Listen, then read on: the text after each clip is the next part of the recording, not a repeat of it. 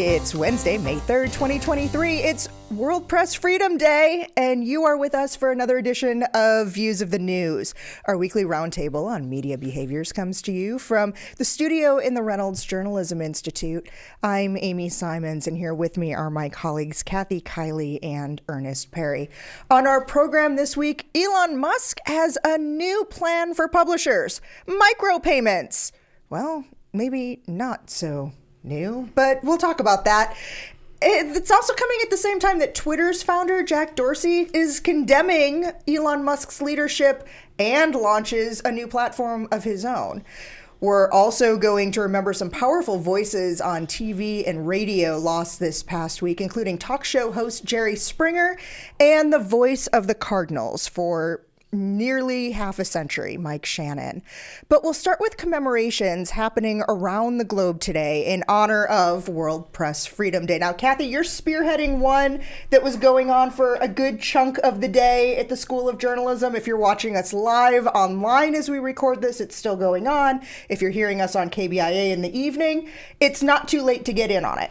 No, it's not. We have set up a table in the lobby of the Reynolds Journalism Institute to gather signatures and messages on a page that the Wall Street Journal has outside of its paywall to send a message to Evan Gershkovich, their reporter who is being held hostage in Russia. He was arrested more than a month ago, charged with espionage, which is a bogus charge. These messages are going to Evan, who has been able to see them and says it means a great deal to him and his parents, who are Jewish emigres from the former Soviet Union. They live in the United States. So I think it's really important, these messages. I think we have two audiences here. One is, of course, the Gershkovich family, but the other is the Russian government. I think they need to know that Americans support each other and support a free press. And you can get to that page very easily at the Wall Street Journal. It was designed by a Missouri School of Journalism grad, Maddie Conti, and it is, as I said, outside the paywall. We have a QR code that is easy to scan. It's on all of the posts that the Missouri School of Journalism has put out today. And so it's also on our links blog as well for this program. Yes, so easy to find. If you look on the Missouri School of Journalism social media or on the links blog, just scan that QR code and it will take you right to Maddie Conti's page on the Wall Street Journal, where you can send a message. And I think that is a great thing for people to do to support press freedom. Well, this is a great opportunity for people to engage in trying to make sure that this story doesn't die. I mean, that's the one thing that I know that the Wall Street Journal is concerned about, his family's concerned about, and I do think to a certain extent even the Biden administration is concerned that this fades away. I mean, he's a tough light journalist. He's worked for the Wall Street Journal for a while. But he doesn't have that sort of name recognition that we had from the basketball player. Yeah, exactly. Brittany Griner. Was a household name to many. And so and in fact, I think over the weekend she did a lot of work to try to help in this situation by using her platform to basically come out and say, hey, wait a minute, let me talk to you about exactly what he's dealing with.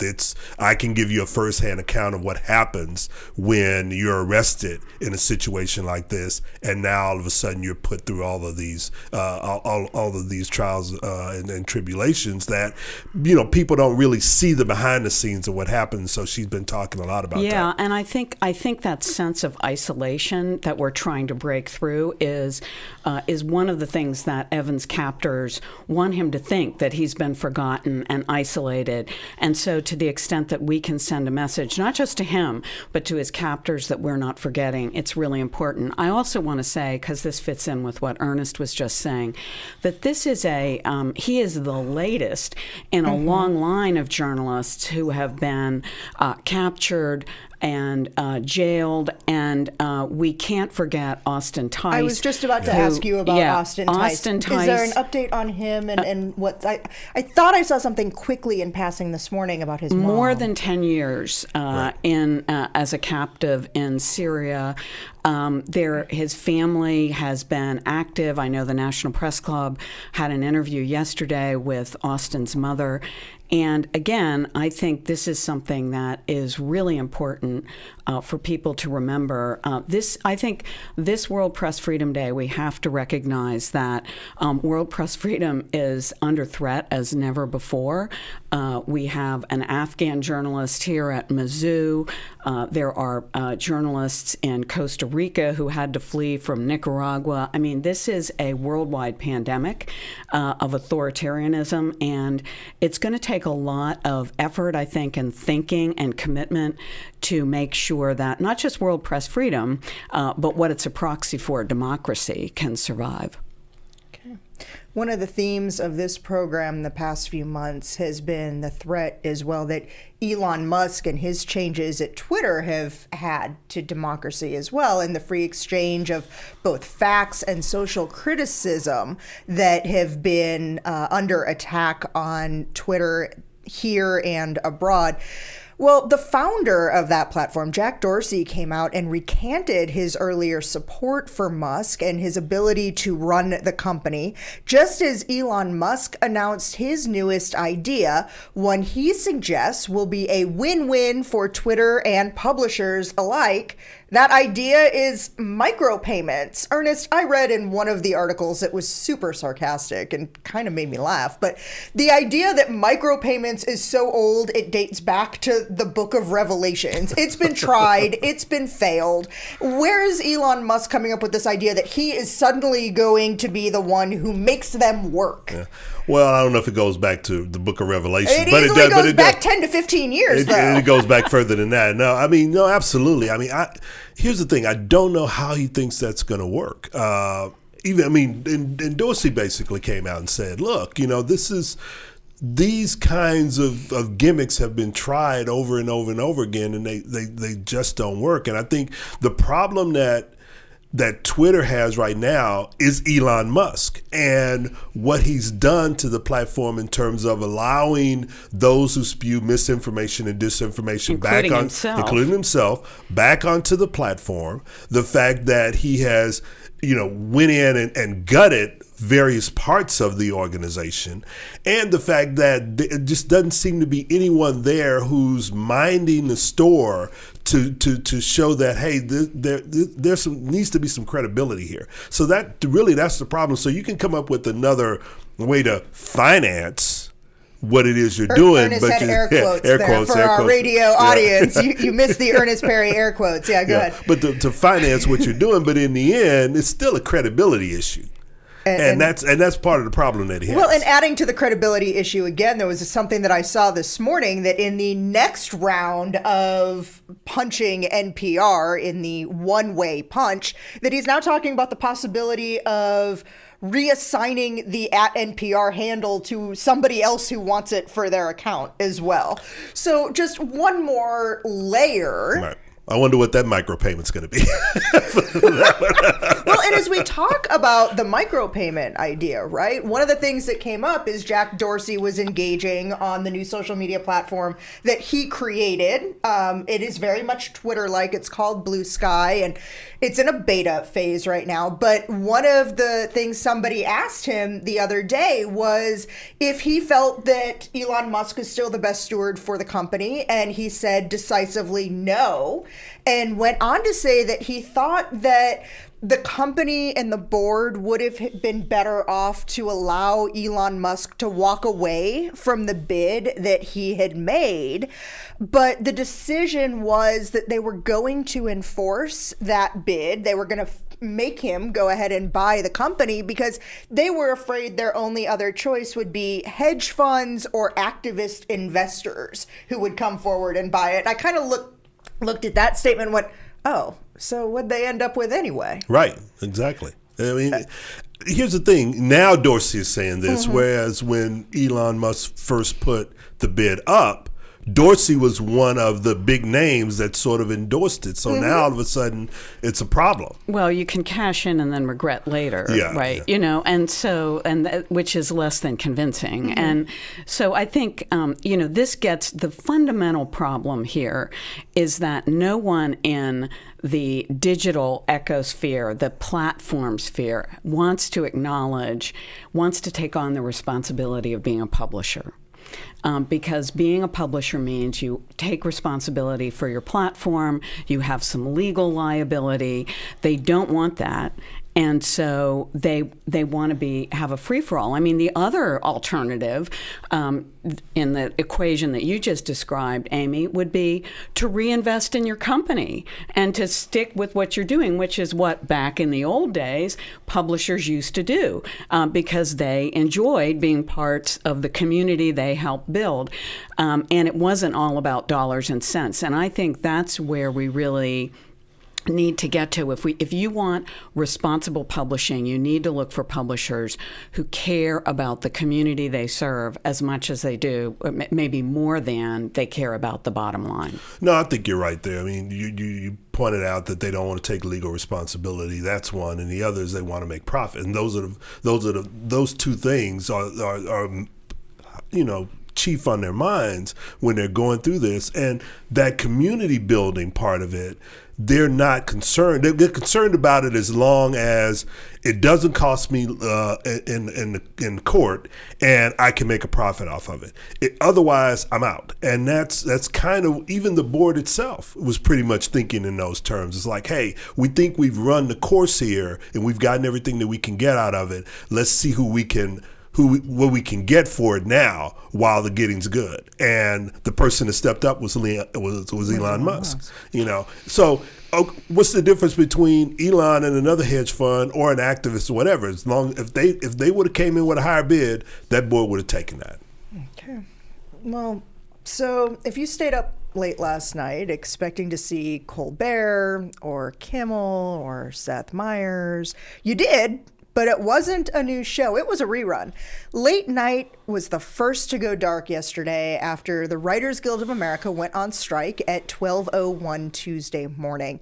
It's the first time the Guild has gone on strike since 2007, 2008. It was a work stoppage that lasted 100 days and cost the Los Angeles economy nearly $2.5 billion.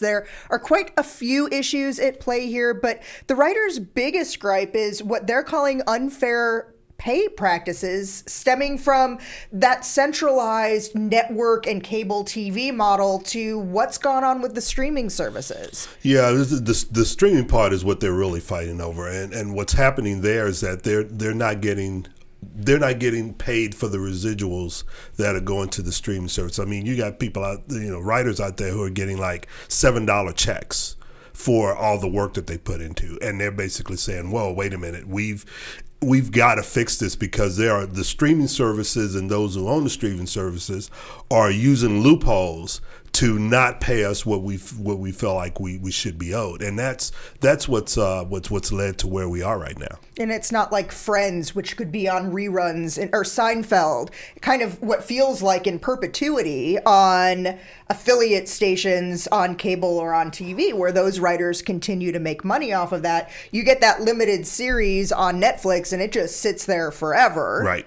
And isn't going to run, I don't know, let's take Orange is the New Black, and if there's 50 episodes of that, they're not going to just run on a loop on late night on KOMU.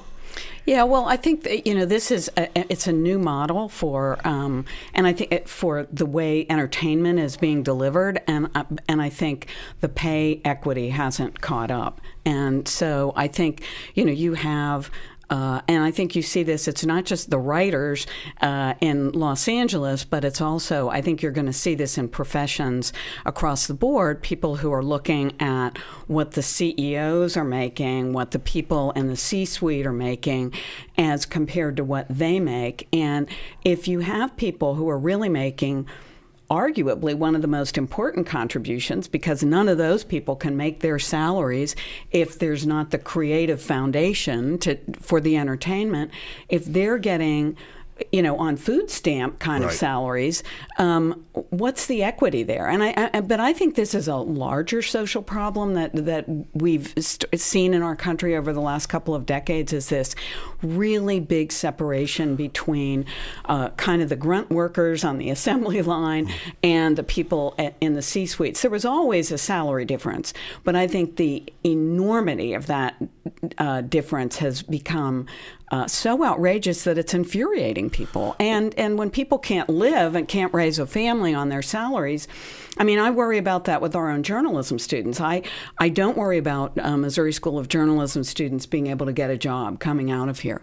What I worry about is in 5 years, 10 years, when they want to get married and have a family and have a mortgage, are they going to be able to stay in a newsroom? And with the salary structure the way it is, that's very much in doubt. Well, I mean, one of the things that you saw coming out of the pandemic was more and more workers unionizing, and once they unionize, they immediately start taking action. They either went on strike or they have work slowdowns and that sort of thing. And it all goes back to everything that you just pointed out. And and usually when we think union, we're thinking about blue collar workers. Mm-hmm. But many of the work stoppages and many of the work slowdowns have happened in white collar because of exactly what you said. They see, just as their blue collar colleagues saw firsthand, the inequities in who's getting paid and who's not getting paid, and you're also having issues of,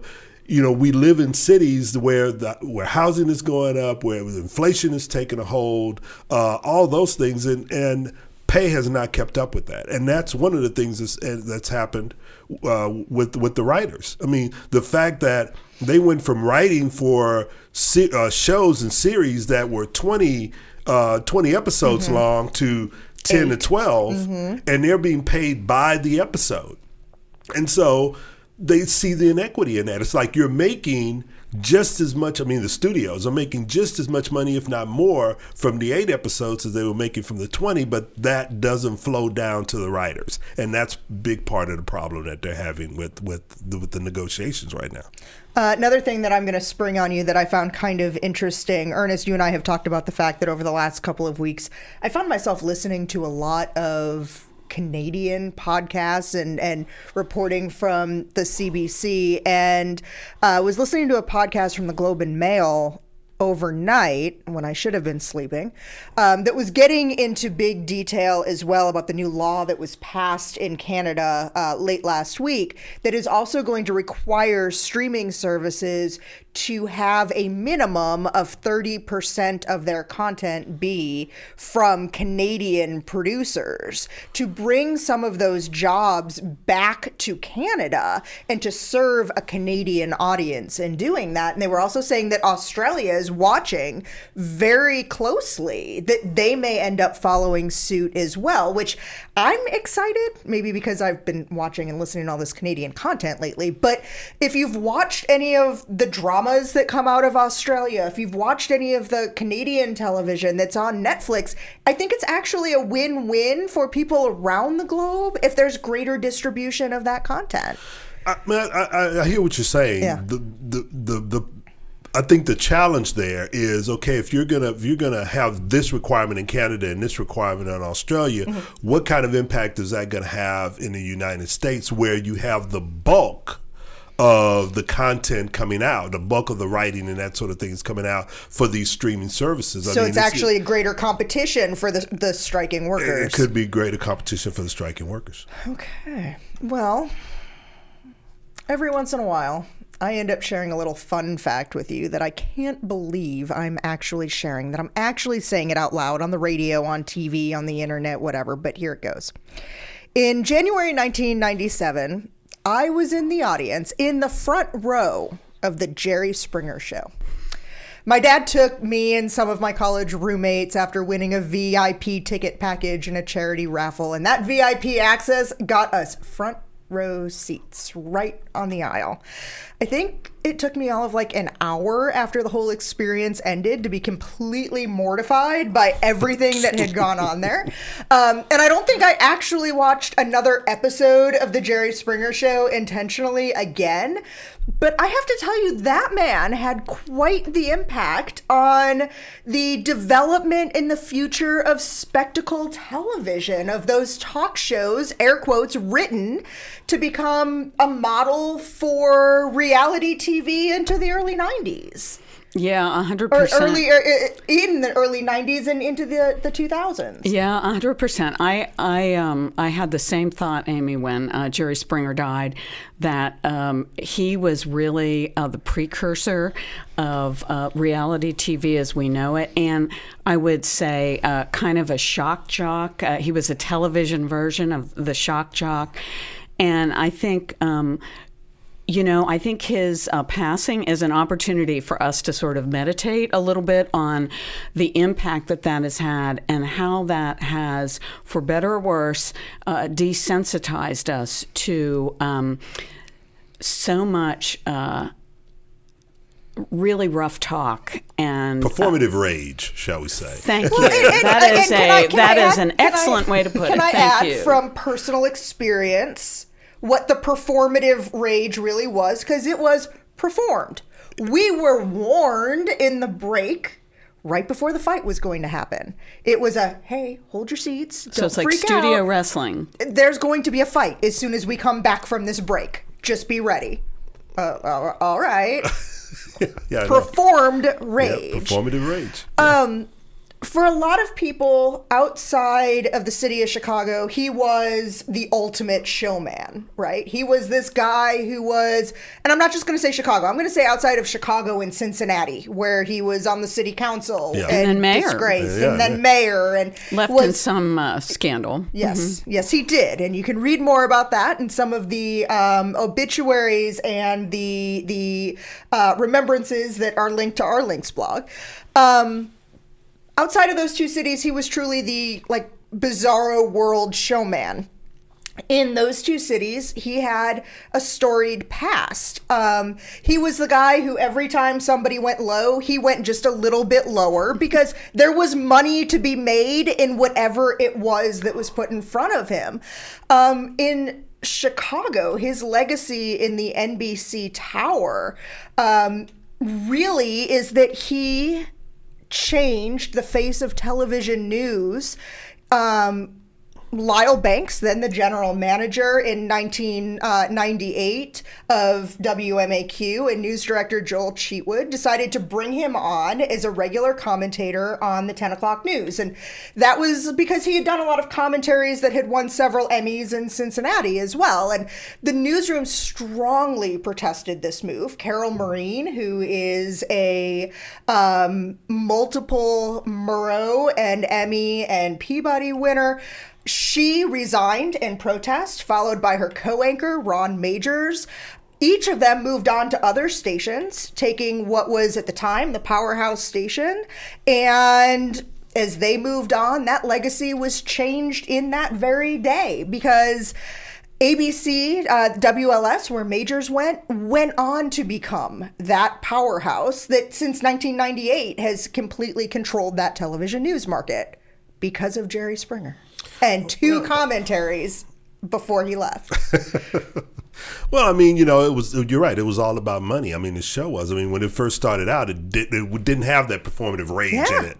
And once nobody watches it nobody, without the rage. nobody watched it. But once he got that going, the ratings went through the roof, and he became sort of like the leader in this. And then you had others that came on after him and started their own shows, and it still persists to a certain extent to this day. But I think you were right. It did, to a huge extent, desensitize a generation to the way you should treat others. I mean, especially in public. I mean, you can't sit down and have a normal conversation and work through disagreements. Now it's all got to be sort of rage and performative in these sort of environments. Yeah, I completely agree. And I think if you think about it, a lot of those traits we've seen mirrored in other reality stars, one of whom went on to become president. So he was a trendsetter for sure, Jerry Springer. I think it's a question of what kind of trends, and I think a lot of the norms of television that he broke then became norms of behavior in society, as you said, Ernest, that we all went on to break. Yeah. And your point about the ratings, you can't just blame Jerry Springer. No. As Pogo said, we have met the enemy and it is us. Right. Okay, so a little closer to home, Cardinals fans are mourning the loss of Mike Shannon. He died Sunday at the age of 83. Shannon retired after the 2021 season, nearly 50 years after first joining Jack Buck in the broadcast booth. He played 9 years with the team, playing right field on the 64 World Series championship team, and then moved to third base in 67 when the Cards won again. Fun fact about Mike Shannon, in 1958, he was recruited to play quarterback on the football team here at Mizzou and left the school to sign with the Cardinals. That's right. No, Mike Shannon will be missed. It was interesting because I think earlier in the season, maybe a couple of weeks ago, he was at a Cardinals game with some other old timers there, and I think that was the last time that he was seen in public before he passed away, and it was just real interesting to see that. But I mean, as someone who's listened to Mike Shannon, saw him on TV quite a bit over the years, having him out that first year after he retired was sort of like missing a voice, especially if you listen to a lot of radio, which I do, because that's kind of how I grew up on baseball. It was more listening to radio than watching television. But it was just not hearing his voice was sort of kind of going unnerving. Well, yeah. It's I think when you have that is kind of the anti Jerry Springer. I mean, this is somebody you can't think of anything more laid back than a baseball game on radio, and which is, by the way, my preferred way to consume baseball, let's put it that way, because I do think there's something about the word pictures that the radio announcers can paint for us in a way that in a faster paced sport you don't have the opportunity to do. And so I think that's why somebody like Mike Shannon becomes really a part of your extended family, in a sense, and you miss that person. And I think for a lot of people who listened to Cardinal baseball for many, many years, as you did, Ernest, it really is the end of an era, and it's like a chapter in your own life closing. Right. And I think that's really the power that a really sterling kind of media personality can have. And he was a personality. I mean, so I actually wrote down, not to totally interrupt you here, but Kathy was saying about like words and everything else. I wrote down some of the Shannonisms he was known for. So let me go ahead and read these. It's Mother's Day today, so to all of the mothers out there, happy birthday. Another one is, it's raining so hard I thought it was going to stop. And then finally, the outfield is deep and playing him straight away, and the infield is the same, except first, second, third, and short are playing him to pull. Which for the non-baseball fans, that means that basically means they're shifting. They shifted the players of first, second, and third to in case he pulled the ball to right or left. The opposite way. Yeah. Okay. Yogi Berra lives. There you go. Well, that music means we're pretty much out of time for this week. I'd like to thank you for spending the last half hour with us. Read more about the topics we talked about today on our links blog. That's under the programs or the podcast tab at kbia.org. You can find them in both places. We are also wherever you get your podcast downloads, including iTunes, Spotify, and Stitcher. Like us on Facebook or follow us on Twitter. Our handle there is @ViewsOnKBIA. These are all great ways to watch and listen to the program again, leave comments, questions, find out what we'll be talking about next week, and more. Thanks to RJI's Travis McMillan for directing today's show, to Kia Thomas for handling the audio, and Tim Pilcher for composing our original theme music. I'm Amy Simons. We'll see you next week.